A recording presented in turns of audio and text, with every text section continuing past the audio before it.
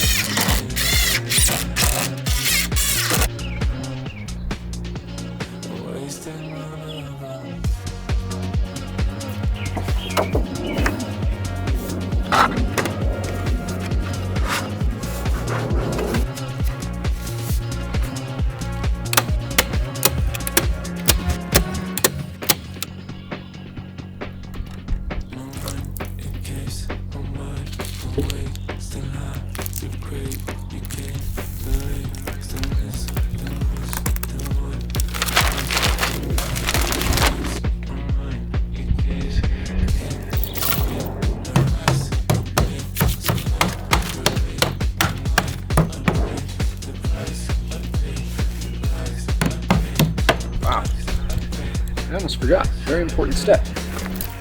How the heck was I thinking it was gonna drain like that? That's better.